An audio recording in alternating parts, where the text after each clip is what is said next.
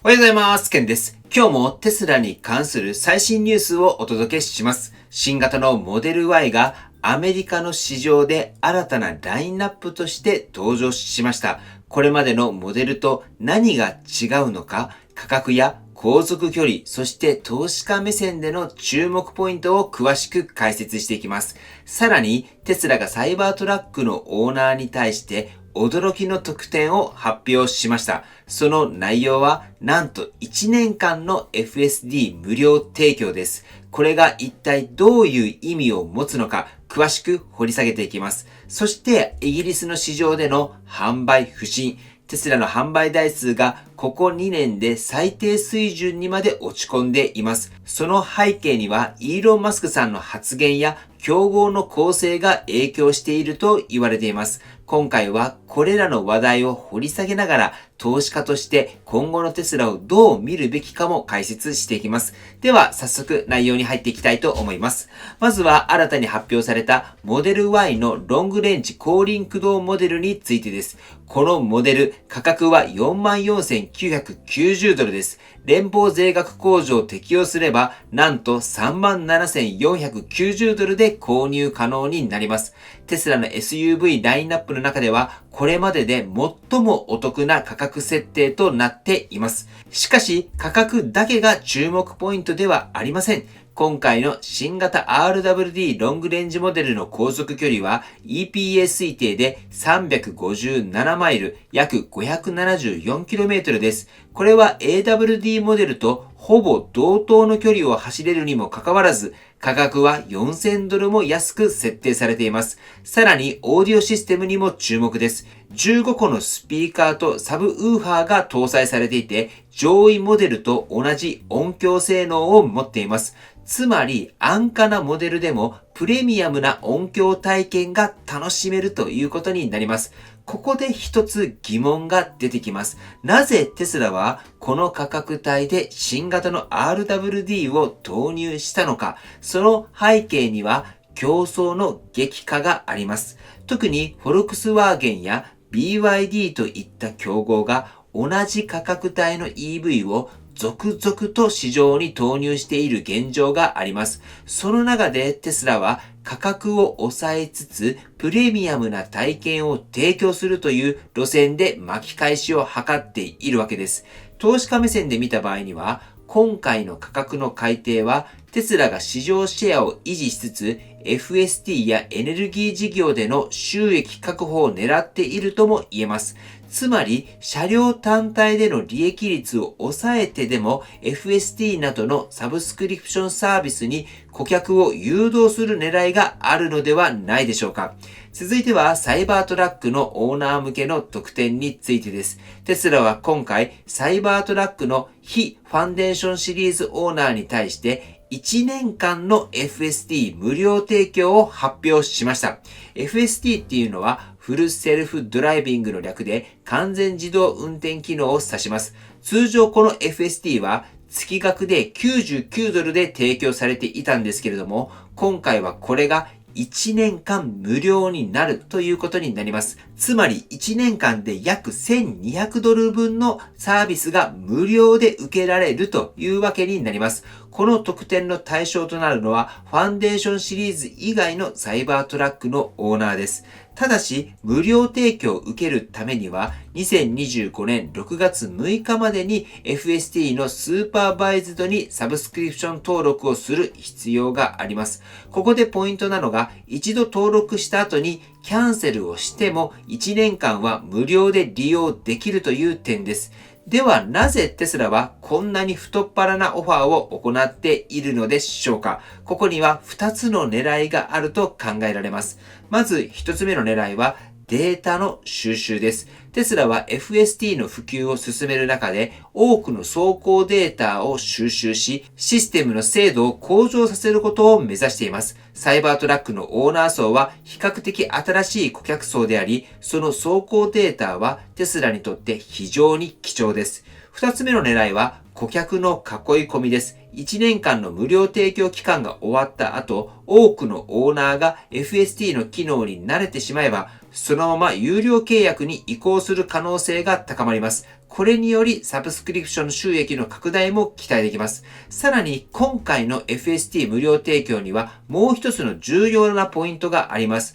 それは FST を利用しない限りオートステア機能が無効化されるという点です。つまり無料期間中に FST を体験してもらうことで自動運転機能への依存度を高め契約の継続を促す狙いがあるのではないでしょうか。投資家の目線で見た場合には今回の FST の無料提供は短期的な収益減少を伴うものの長期的には FST の契約者の増加やデータ収集によるシステム改善といった形で収益性を高める戦略とも言えます。では次はテスラのイギリス市場での販売不振についてです。2025年4月、テスラのイギリスでの新車販売登録台数は536台でした。これは前年同月比で 62% の減少という大幅な落ち込みです。さらに過去2年間で最も低い水準となっています。3月はイギリスでの販売は好調だったと思いますが、4月は落ち込んでいるということになります。一方で、イギリス市場全体のバッテリー電気自動車 BEV の登録台数は 6.9% 増加しています。つまりテスラが販売を落とす一方で、他の EV メーカーは着実にシェアを伸ばしているということになります。特にフォルクスワーゲンと BYD がこの状況で強さを見せているようです。フォルクスワーゲンの BEV 販売台数は 194% の増加、BYD に至っては311% の増加という驚異的な成長を遂げています。ではなぜテスラだけが販売を落としているのか。背景にはイーロン・マスクさんの政治的な発言が影響しているとされています。イーロン・マスクさんの政治的な立場や発言に対して一部の消費者が強い反発を示しているんです。また、イギリスや欧州の各地ではテスラのショールームへの破壊行為も報告されています。これがブランドイメージの低下につながり、結果として販売減少を引き起こしている可能性があります。では、ここで気になってくるのが、今後のテスラの戦略です。テスラは2025年6月にイギリス市場向けに新型モデル Y の納車を開始する予定です。これによって販売の巻き返しを図る狙いがあります。投資家の目線で見た場合には、このイギリス市場や欧州市場での動向は注視すべきポイントです。なぜならテスラがイギリスや欧州市場でのシェアを取り戻せるかどうかっていうのは、今後の収益の成長に大きく影響するからです。これまではこれらの市場ではテスラがトップシェアでしたが、昨年あたりから競争が激化しつつあります。特にヨーロッパの自動車企業であるフォルクスワーゲンをはじめとした企業がどんどん新しい EV を出してきているので、今後ますます激化していくことが予想されます。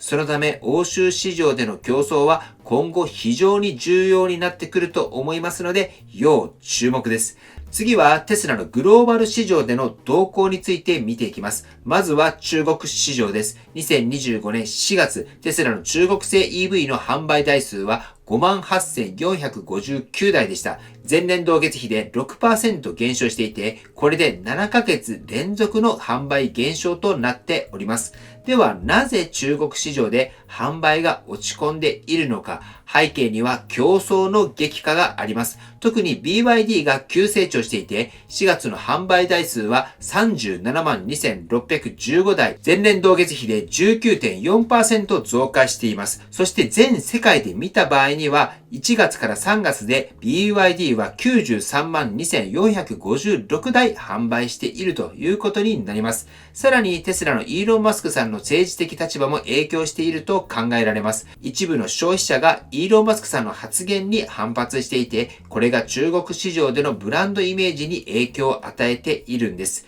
しかしテスラはこの状況を打開するための策も準備しています。2026年には上海工場でより低価格のモデル Y の量産を開始する計画があります。これにより競合との差別化を図り、シェアの再拡大を狙う狙いです。次にアメリカの市場です。アメリカ市場では今日の最初にお伝えしましたが、モデル Y の新型 RWD ロングレンジです。44,990ドルでの価格設定で、航続距離は EPS 推定で357マイル、約574キロです。この価格設定には明確な狙いがあります。それはサブスクリプション収益の拡大です。具体的には FST の普及を促進すること、サイバートラックオーナーへの1年間の FST 無料提供と合わせて、テスラは長期的にサブスク収益の拡大を図っていると考えられます。さらにテスラはインドやサウジアラビアなどの新興市場への進出も視野に入れています。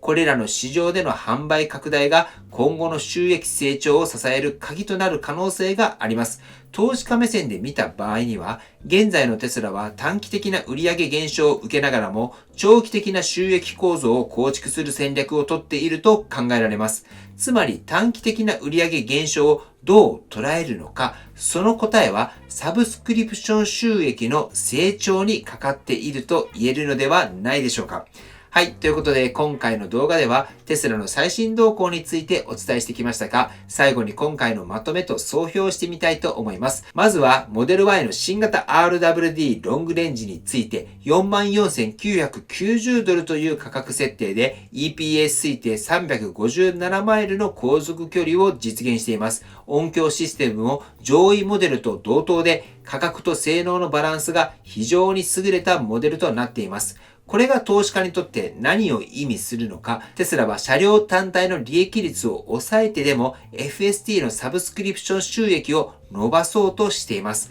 つまり短期的には収益率が下がる可能性がありますが、長期的にはサブスク契約者の増加で収益を取り戻す戦略です。次にサイバートラックオーナーへの1年間の FST の無料提供。通常は月額99ドルの FST が1年間無料になるという特典です。これにより FST の利用者の増加を狙うと同時に走行データの収集も進める狙いがあります。さらに今回の FST の無料提供にはもう一つ狙いが見えます。それは顧客の囲い込み戦略です。1年間の無料期間が終わった後、多くのオーナーが FST に慣れてしまえば、そのまま有料契約に移行する可能性が高いです。しかし、その一方で、イギリス市場の販売不振も見逃せません。販売台数は536台で前年同月比で 62% の減少。特にフォルクスワーゲンや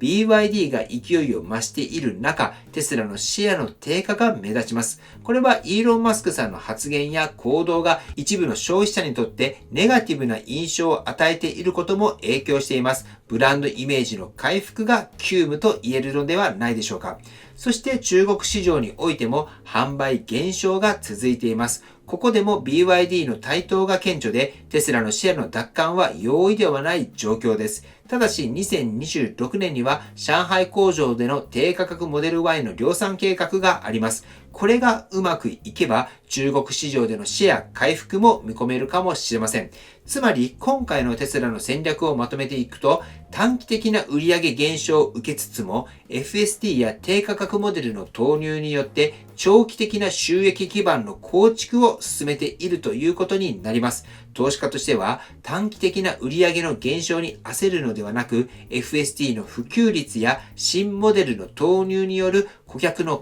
込み戦略がどこまで機能していくのか、ここに注目していく必要があると思いますけれども、皆さんは今日の内容を見てどう思われたでしょうか。ぜひコメントで意見を聞かせていただければと思います。では最後にテスラの株価をチェックしていきましょう。本日は昨日とほぼ変わらずで、現在274ドルとなっております。はい、ということで本日の内容は以上です。今回の動画が参考になったと思われたら高評価をよろしくお願いします。僕の YouTube は毎日発信しています。僕の YouTube をご覧になってもらえば、テスラの情報はほとんど網羅すると思いますので、チャンネル登録がまだな方はチャンネル登録の方をよろしくお願いいたします。では今日もご視聴していただきありがとうございます。テスラのある生活を楽しんでいきましょう。ではまた。